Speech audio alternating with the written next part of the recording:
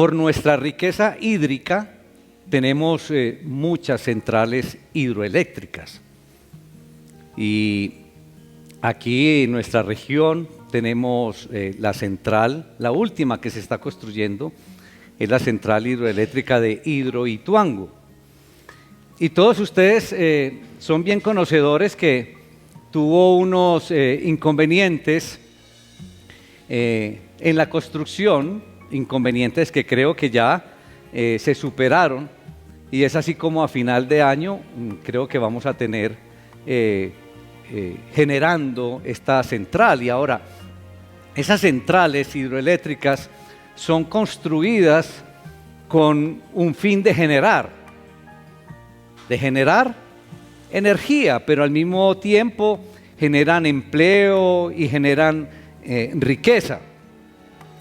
Pero si pensamos en una central hidroeléctrica, con todo lo que provee, con todo lo que hace, supongamos que se tiene, digamos, todos los canales, que se tienen las tuberías listas, que se tienen las compuertas, que se tienen los túneles, que se tienen los motores, que se tienen los generadores, todos ahí bien puestos y dispuestos.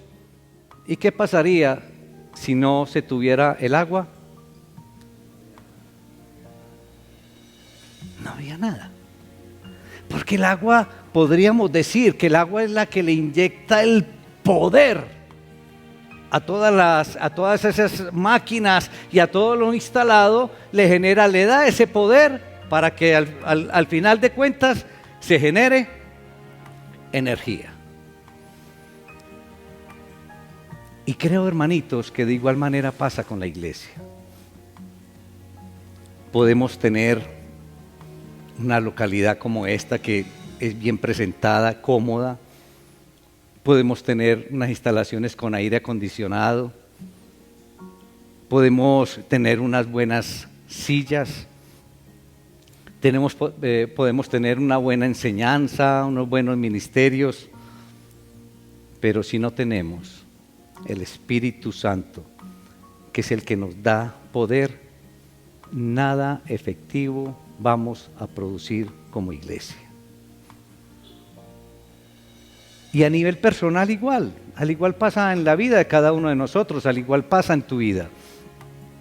Puedes venir con frecuencia a la iglesia, puedes manifestar a viva voz que eres un creyente, que eres un cristiano, te puedes dar golpes de pecho, pero si no tienes el poder del Espíritu Santo, nada productivo tendrás en tu vida cristiana.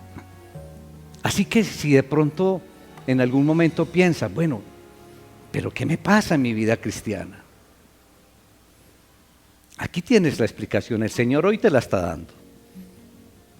El Espíritu Santo entonces, que mora en ti, lo tienes apagado, lo tienes adormecido.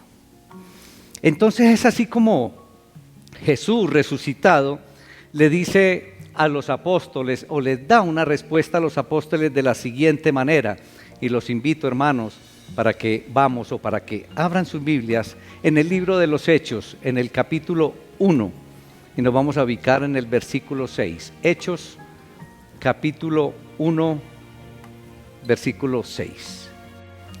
Entonces, los que se habían reunido le preguntaron diciendo: Señor, ¿restaurarás el reino a Israel en este tiempo? Y les dijo: no os toca a vosotros saber los tiempos o las sazones que el Padre puso en su sola potestad. Versículo 8. Pero recibiréis poder cuando haya venido sobre vosotros el Espíritu Santo, y me seréis testigos en Jerusalén, en toda Judea, en Samaria y hasta lo último de la tierra. Padre, te alabamos, te damos honra, te damos honor en el poderoso nombre de Cristo Jesús. Ayúdanos, Señor. Ayúdanos con el poder del Espíritu Santo, Señor. Señor, en aquella ocasión lo habías prometido, Señor. Y hoy es una realidad en la vida de nosotros. Ayúdanos a entenderla, Señor. Ayúdanos a vivir esta realidad en la vida de cada uno de nosotros, Señor. Y con este poder maravilloso que viene de ti, soberano Creador, podamos hacer grandes cosas. Podamos cumplir tus propósitos, Señor. Ayúdanos en el poderoso nombre de Cristo Jesús. Amén. Hermanos, a través del libro de los Hechos podemos ir siguiendo los pasos, los primeros pasos de la vida de la iglesia, o sea, la iglesia naciente, que nace en Jerusalén y se va extendiendo entonces luego gradualmente a las poblaciones más cercanas, a Judea y Samaria, y como dice aquí la palabra, al fin al mundo entero. Esta salida a la universalidad implicaba una batalla, pero no cualquier batalla, una trágica batalla contra ese pensamiento estrecho y nacionalista de la religión judía. Es decir, contra ese pensamiento estrecho de los líderes religiosos. Una batalla que queda claramente reflejada aquí en el libro de los Hechos y que pudo ser ganada gracias a la dirección y a las luces que dio el Espíritu Santo, como constantemente entonces podemos ver a través del libro de los Hechos. Aquí podemos ver a través del libro de los Hechos la soberanía de Dios, pero en acción, la soberanía de Dios actuante. Y esta pregunta de los apóstoles de si por fin iba a restablecer el reino a Israel, parece estar sugerida por una promesa que acababa de hacerle el Señor Jesús a los apóstoles, ¿sí? Que pasados, vemos ahí en el versículo 5, ustedes se pueden devolver. Hechos capítulo 1, versículo 5, miren lo que les dice: porque Juan ciertamente bautizó con agua, mas vosotros seréis bautizados con el Espíritu Santo dentro de no muchos días. Entonces, claro, cuando ellos reciben esta promesa de parte de Jesús, quizás eso los motivó a hacer esta pregunta que encontramos ahí en el versículo 6.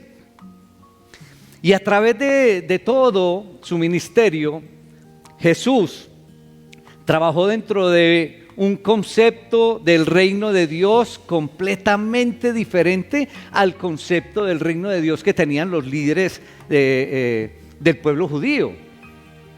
Completamente contrario al pensamiento religioso judío de ese primer siglo. Es interesante entonces hacer notar, hermanos, cómo los discípulos, después de caminar, mis hermanos, varios años, después de convivir con el Maestro, seguían aún esperando una restauración temporal de la realeza de David, con dominio de Israel sobre las demás naciones. Es bien interesante notar eso. Eso era lo que había, lo que tenían en el pensamiento los líderes o el pueblo en general judío. Por tanto, el pueblo judío y sus líderes así interpretaban todos los diferentes profetas sobre el reino mesiánico. Uno puede ver los diferentes profetas: Isaías, Ezequías, Oseas, Amós, aún en los Salmos. Y a pesar de que el mismo Jesús ya en varias ocasiones les había declarado que la naturaleza de todo esto era naturaleza espiritual, pero ellos tenían un carácter político. ¿Sí me van entendiendo? Ellos tenían un carácter político, mientras que todo el sentido de Jesús era un sentido espiritual.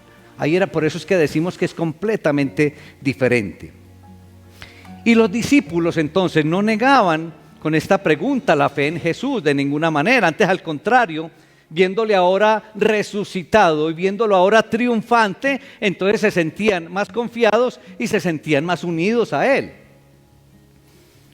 Sin embargo, los discípulos tenían aún muy firme esa concepción político mesiánica que tantas veces encontramos en los evangelios.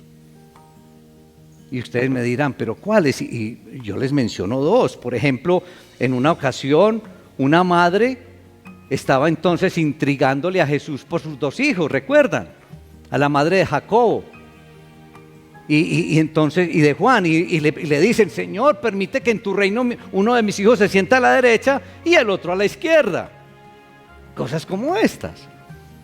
Recordemos también en el camino de Emaús, cuando crucificaron a Jesús, e incluso ya había resucitado, que iban dos caminantes, y el Señor se les acerca a los dos caminantes y estos le dicen: es que nosotros abrigábamos la esperanza de que era Él quien redimiría a Israel. Y le dice: es más, ya pasaron 3 días y no ha sucedido nada. ¿Sí recuerdan eso? Y miren que el propio Jesús, mis hermanos, les exigía prudencia a los discípulos. Prudencia en que no manifestaran el carácter de Él como Mesías, para que no fueran a provocar alzamientos peligrosos por la primera línea de la época. Claro. Entonces, hermanos, solamente la iluminación del Espíritu Santo lograría corregir todos esos prejuicios judaicos de los apóstoles, dándose a conocer la verdadera naturaleza del Evangelio y la verdadera naturaleza del reino. La única manera es por medio del Espíritu Santo, que le da dirección e iluminación. Pero para nosotros hoy solamente el Espíritu Santo logrará corregir tantos prejuicios que todos y cada uno de nosotros tenemos. Y el Espíritu Santo entonces nos dará a conocer la verdadera naturaleza del Evangelio y la verdadera naturaleza del reino de Dios. Y gloria a Dios por el Espíritu Santo. Y ¿saben algo, hermanos? Nuestro Dios es un Dios que realiza sus propósitos. Es un Dios que hace que todas las cosas pasen. Los propósitos que Él tiene, Él hace que se realicen. La historia con el Señor, mis hermanos, podríamos decir que no es un rompecabezas de hechos desconectados y que están así como dirigidos al azar y que Él va improvisando, no. Todos los propósitos de Dios hacen parte de un proceso dirigido por un Dios que actúa, un Dios actuante y capaz de ver, ojo, y capaz de ver el fin en el propio principio. Eso es algo hermoso. Eso es lo que hace nuestro Dios. Y en esta ocasión, mis hermanos, Jesús no considera oportuno insistir sobre el particular, es decir, sobre la pregunta que le hicieron los apóstoles ahí en el versículo 6. Y se contenta entonces con llevar la respuesta a una cuestión cronológica. Su respuesta la liga al tiempo. Noten ustedes la respuesta que dio Jesús. Les informa que el pleno establecimiento del reino mesiánico, de cuya naturaleza Él ahora no va a referirse ni va a especificar, es de una sola competencia del Padre, que es quien ha fijado los diversos tiempos. ¿Quién ha fijado todos los tiempos? El Padre. El Padre ha fijado el tiempo de la preparación. El Padre ha fijado el tiempo de la inauguración. El Padre ha fijado el tiempo del desarrollo. Y el Padre ha fijado el tiempo de la consumación final. Él fija todos los tiempos. Y esta ignorancia o este desconocimiento de los apóstoles, una vez entonces recibida la fuerza del Espíritu Santo, el poder del Espíritu Santo, lo que a ellos les toca, lo que les toca entonces a los discípulos es obrar para ese restablecimiento, manifestándose entonces de una manera especial como lo descifra, como lo describe Jesús, manifestándose como testigos de los hechos y de las enseñanzas de Jesús, primero en Jerusalén y luego en toda Palestina y finalmente en todo el resto de la tierra. Ahora, la gran pregunta es, ¿será solamente para los discípulos de aquella época? Que Él dice, y me serán testigos en, le está diciendo a los discípulos, ¿Será solamente para los discípulos de aquella época? ¿Hay algún discípulo de Cristo aquí? Tan poquitos. ¿Hay algún discípulo de Cristo aquí en este salón? Recuerden que hay una gran diferencia, hermanos, entre creyente y discípulo. Hay una gran diferencia entre creyente y discípulo. Este viernes pasado, hace 2 días, estuvimos viendo las grandes diferencias que hay entre un mero creyente y un discípulo de Jesús. Yo no sé si tú te consideras un creyente o te consideras un discípulo, pero recordemos que a Dios no lo podemos engañar. Nos podemos engañar hasta nosotros mismos, con nuestros conceptos, con nuestras creencias, pero al Rey de Reyes nunca. Entonces a los discípulos de hoy también nos corresponde manifestarnos como testigos de las enseñanzas de Jesús, como testigos del Evangelio de Jesús. Nos toca. ¿Quién ha recibido el Espíritu Santo aquí en este salón? Tan poquitos. ¿Quién ha recibido el Espíritu Santo aquí? Claro. En aquel momento en que recibiste a Cristo como Señor y Salvador, entonces también recibiste el poder del Espíritu Santo, hermano. Pero tienes que convencerte de eso, porque esto suena a discurso, esto suena a carreta, hermanos, pero no, es una realidad en cada uno de nosotros. Es una realidad como cristianos, es una realidad como discípulos. Hemos recibido el poder del Espíritu Santo. ¿Alguien dice amén? Lo hemos recibido, pero tenemos que estar convencidos de eso. Entonces ahora, como tenemos el poder del Espíritu Santo, nos toca ser testigos en Laureles, nos toca ser testigos en Medellín, nos toca ser testigos en Antioquia, nos toca ser testigos en Colombia, nos toca ser testigos en Sudamérica, nos toca ser testigos en el mundo entero. Pero esto no puede quedarse así nomás. ¿Qué estamos haciendo? ¿Qué estamos haciendo? Hermanos, en este último encuentro con el Mesías resucitado, los apóstoles seguían preocupados con ese tema de la restauración del reino de Israel. Y ante la insistencia de los discípulos, Jesús compartió con ellos esta declaración que hoy hace parte de nuestra reflexión. Jesús deseaba que ellos estuvieran preocupados, pero por la visión del Padre. Y no, hermanos, que estuvieran preocupados solamente por las cosas relacionadas con el mundo en el cual vivían. Miren qué gran diferencia, hermanos. Ahora, romper con tal preocupación, es decir, romper con las cosas relacionadas con el mundo en que vivían, no era cosa fácil. Eso hay que entenderlo. Recordemos cuando Dios levantó al apóstol Pablo para extender el trabajo de la iglesia a otras regiones, a lo último de la tierra. ¿Qué hicieron los otros líderes de la iglesia de Jerusalén? Se opusieron a todo esto, tenazmente se opusieron a esa idea, a la obra que se intentaba hacer. Y fue solamente por el resultado de un intenso debate, una reunión que conocemos con el nombre de concilio. Fue solamente en el concilio de Jerusalén donde entonces optaron por acceder a esta nueva iniciativa, aunque ellos se quedaron, dice la palabra, optaron por quedarse ahí en Jerusalén.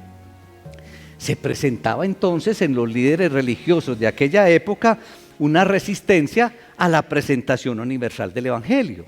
Miren ustedes, no ha sido fácil. Ahora, la resistencia de la iglesia moderna a ese llamado universal sigue siendo muy parecida a la del primer siglo reunido en Jerusalén. Creo que estamos muy parecidos a ellos. Esta obsesión por la obra en el ámbito local se debe en parte ojo, a una lectura equivocada de esta porción que nos regala el Señor hoy. Esta lectura, si uno la lee muy así a la ligera, como que da a entender que la obra en Samaria solamente se puede iniciar cuando se haya terminado la obra en Jerusalén, si uno la lee muy rápido. Y del mismo modo que para poder ir hasta lo último de la tierra, entonces se tiene que haber terminado la obra en Samaria. ¿Sí me hago entender? Si uno lee muy rápido, entonces dice, primero hay que hacer la obra aquí, cuando se termine pasamos allí, cuando se termine pasamos allí. Entonces por eso es que les digo yo que es una lectura equivocada. Porque con esta perspectiva, mis hermanos, muchos pastores, y yo debo conocer, y muchas iglesias y muchos cristianos, mis hermanos, entonces justificamos la falta de visión con la siguiente pregunta: ¿pero cómo vamos a involucrarnos en misiones si aún no hemos alcanzado nuestro barrio? Créanme que yo he caído en este error. Y ese es un problema de la iglesia actual. Ahora, me gusta muchísimo la traducción de esta porción de la Nueva Versión Internacional, porque esa sí nos aclara el tema. Yo se las leo. La Nueva Versión Internacional respecto a esta porción nos dice: pero cuando venga el Espíritu Santo sobre ustedes, recibirán poder y serán mis testigos tanto en Jerusalén como en Samaria y hasta los fines de la tierra. Con esa palabra tanto, entonces nos aclara todo. ¿Es así o no? O sea que debemos, según el texto, se debe trabajar en Samaria, en Judea, en Jerusalén, en Judea, en Samaria y hasta lo último de la tierra, pero simultáneamente. Y no acabar primero en un lugar para pasar al otro. Y creo, hermanos, que este ha sido el error de la iglesia general. Hemos enfatizado una obra por encima de la otra. Hemos enfatizado una obra en un lugar por encima de otro lugar. Y hoy vemos entonces que el trabajo hoy es simultáneo. Quiere decir al mismo tiempo en todos los lugares. Muy bien. Pero, hermanos, el punto en todo esto es que Dios tiene una carga personalizada que le interesa tanto lo que está pasando en el mundo reducido de cada uno de sus hijos. Dios está interesado en lo que está pasando en tu mundo, Carlos. Dios está interesado en lo que está pasando en tu mundo, Marta. Dios está interesado en lo que está pasando en tu mundo, Iván. En tu mundo, Andrés. Dios está interesado en lo que está pasando en el mundo de cada uno de nosotros. Pero la visión de Dios es tan amplia que también le interesa lo que está ocurriendo en Paraguay. También le interesa lo que está pasando en Australia, en España. Las dos cosas, o todas estas cosas, perdón, son simultáneas para el Señor. Le interesa lo que está pasando en el mundo de cada uno de nosotros, de ustedes, pero también le interesa lo que está pasando en el resto del mundo. Así debe ser también entonces para los hijos del Creador, es decir, para nosotros, para ti. Así debe ser también. Nos debe interesar tanto lo que está ocurriendo en nuestro barrio y con nuestros vecinos como en el resto del mundo. También debemos estar ocupados entonces en extender el reino en aquellos lugares más remotos de la tierra, para así vivir entonces en toda la dimensión, la obra a la cual hemos sido llamados, porque todos hemos sido llamados a la obra del soberano Salvador. Lo anterior, hermanos, quiere decir que debemos estar ocupados en la expansión del Evangelio. Todo lo anterior indica que debemos estar ocupados en compartir el Evangelio, ojo, en nuestra casa. Debemos estar ocupados en compartir el Evangelio en nuestra familia. Debemos estar ocupados en compartir el Evangelio en nuestros vecinos, en nuestro barrio, en nuestros compañeros, en la ciudad, en el departamento, en el país, en el extranjero y hasta lo último de la tierra. Es que todo esto es para ti, hermanito. Todo esto es para todos y cada uno de nosotros. Ese versículo 8, hermanos, ahí se ve claramente lo que es el reino de Dios actuando. Ahí podemos ver la soberanía de Dios en acción. ¿Y saben cuáles son las fronteras más difíciles para cruzar? Y me refiero ya para el caso de nosotros, aplicado también para los discípulos y para los personajes líderes de aquella época. Pero hoy estamos hablando para nosotros. Las fronteras más difíciles de cruzar son las religiosas, las nacionales, las raciales, las de clase social, pero con seguridad que no hay límites para las geográficas. No son difíciles y sobre todo para la época de hoy, con la tecnología, cruzar las fronteras geográficas no son difíciles. La dificultad está en cruzar entonces las fronteras de raza, de clase social, de estilos de vida. Esas sí son difíciles de cruzar. Miren, hoy en día es más fácil enviar un misionero al África que establecer y mantener una fraternidad que cruce las líneas raciales, las nacionales, de estratos, de formas de ser, de clase social, no solamente en la casa, en la iglesia, por ejemplo. Dígame si no es difícil cruzar todas esas barreras entre nosotros. Con seguridad que es más fácil enviar un misionero a Europa que nosotros romper con cada una de esas fronteras u obstáculos o barreras que tenemos entre nosotros de diferente tipo.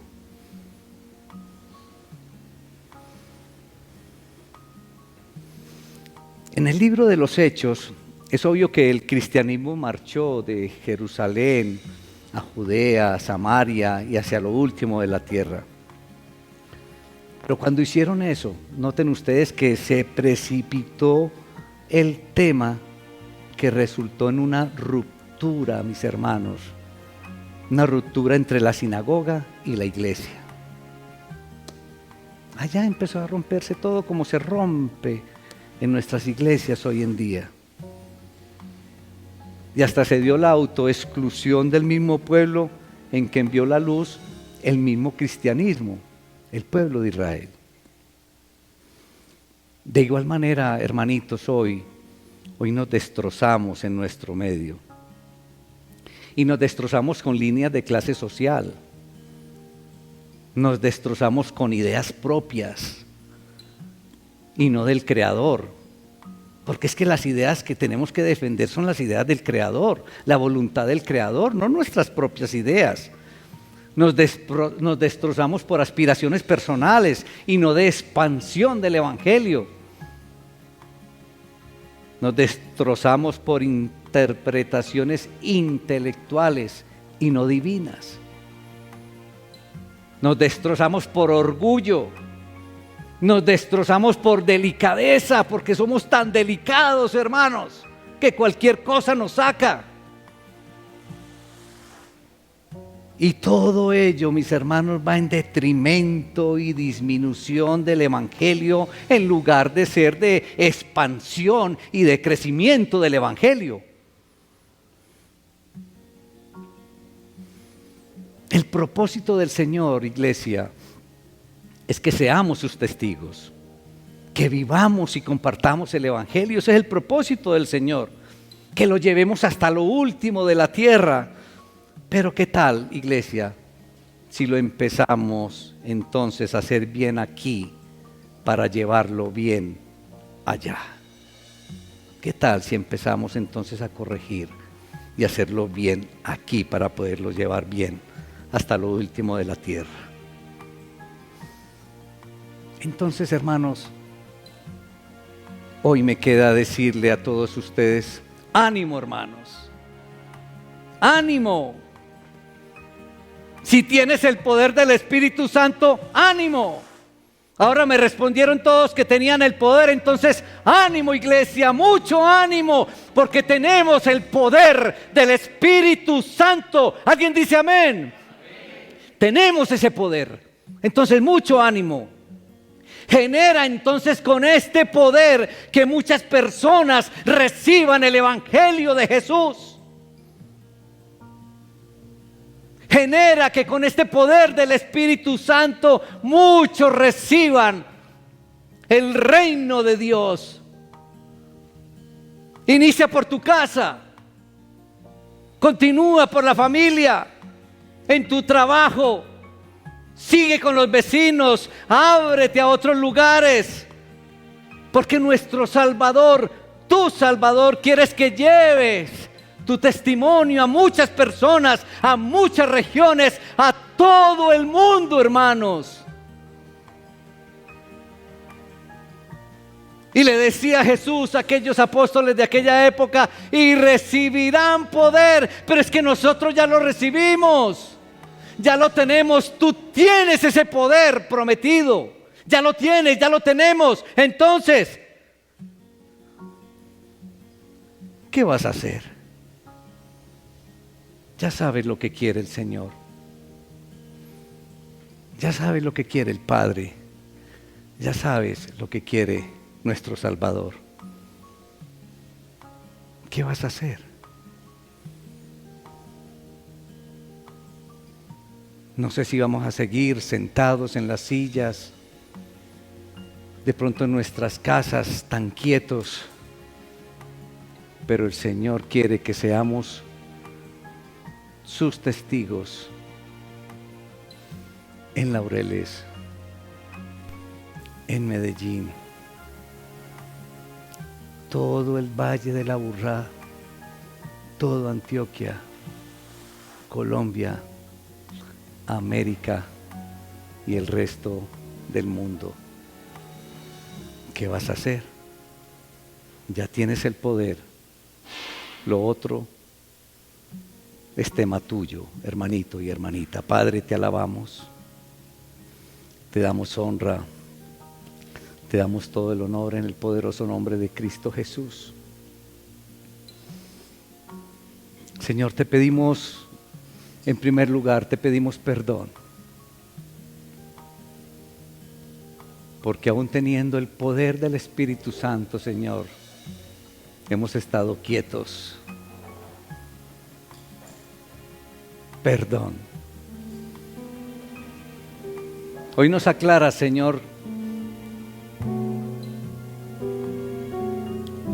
que una vez con el poder del Espíritu Santo tú quieres, Señor, que seamos tus testigos, que llevemos el Evangelio a muchas regiones, a la región donde nos pusiste, a las regiones vecinas, pero también hasta lo último de la tierra, Señor.